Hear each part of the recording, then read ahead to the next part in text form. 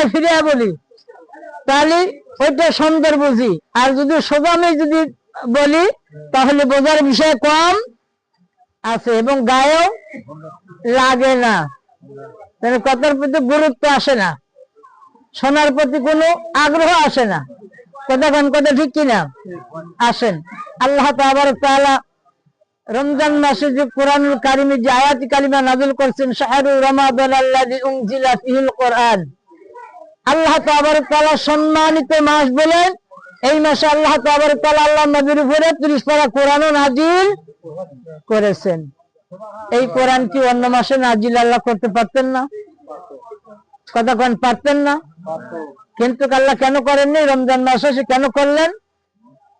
যে আমাদের আগে যে নবী রাসূলরা আসছিলেন, আমাদের নবীর আগে, আমাদের নবীর পূর্বে যে নবী রাসূলরা আসছিলেন, তাদের কোন কোন নবীর উপরে মাহে রমজান দেওয়া হয়েছিল 11 মাস। কথা কোন কয় মাস? 11 মাস যদি আমাদের নবীর উপরে বা আমাদের উপরে থাকতো, করলেন নাকি দুই একটা গুনে গুনে 11 মাসে যায় 11টা, তাও 17 জন মানুষ পাওয়া গেল না। কথা ঠিক না? ঠিক। অথচ আল্লাহ তাআলা জানলেন যে আমার বন্ধুর উম্মতরা অনেক দুর্বল, এই দুর্বলকে সাবল্য করতে হবে এবং দুর্বলকে অল্প আমলে বেশি সওয়াব দিতে হবে।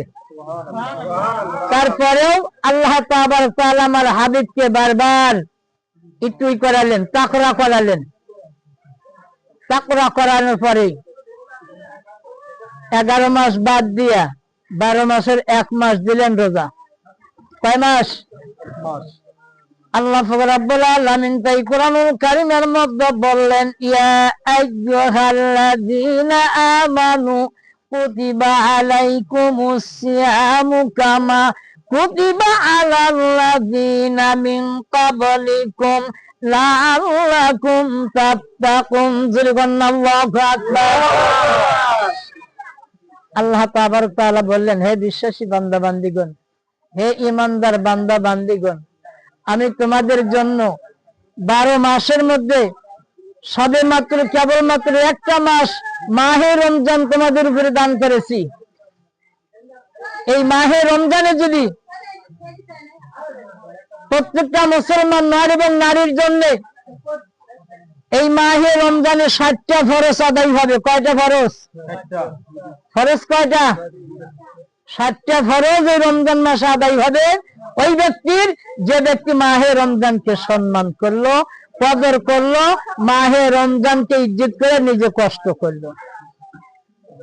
আমি একটু জানতে চাই, আমরা তো বাড়িতে যারা গার্জিয়ান আছে, গার্জিয়ান বাড়ির যত সদস্য আছে, এইগুলো তো সবাই পুরান। কি কারণ পুরান না? এগুলা সবাই পুরান। এখন মাঝখানে যদি একজন নতুন মেহমান দূর থেকে আসে, বেটার শ্বশুর হোক আর মিয়ার শ্বশুর হোক, বেটার শ্বশুর হলে দাড়িটা পাতলা পাতলা, আর মিয়ার শ্বশুর যদি মিয়ার বাপের বাড়ি আসে তাহলে দাড়িটা ঘন ঘন, মানে আদর একটু কড়া। কি কোন কথা ঠিক না? ঠিক। আদরের বেলা একটু কড়া, কারণ মিয়ার শ্বশুর আর শাশুড়ি আসছে, এখানে যদি তাদের সাথে খারাপ ব্যবহার করি তাহলে ওইটা আমার মিয়ার উপরে জারি উঠবেনি। আর বেটার শ্বশুর আছে, যা হয় তাই একদম ও জারি দিবি কোনে, আমি বেটার বাপ। কথা কোন কথা ঠিক না? ঠিক।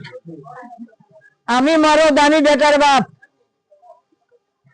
তুমি বাড়ির যা খুশি তাই কওগা, তোমার বিটি আমার বাড়ির মধ্যে। কিন্তু কেটুকু চিন্তা করা উচিত, বেটাও আমার, বিটিও আমার।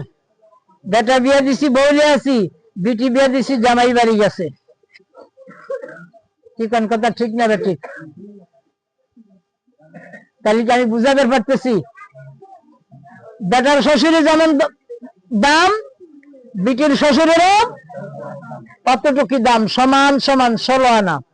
এই 16 আনার মধ্যে যদি 12 আনা আর 16 আনা হয়, এই 4 আনার হিসাব ওই গার্জেনের কিয়ামতের দিন দেওয়া লাগবে। যেরকম নাউজুবিল্লাহ দিবেন না, আপনি বলবেন যে আমার তো মনেই নাই, কিন্তু আল্লাহ ঠিকই মনে করে দিবে। আল্লাহ কি ঠিকই মনে করে দিবে।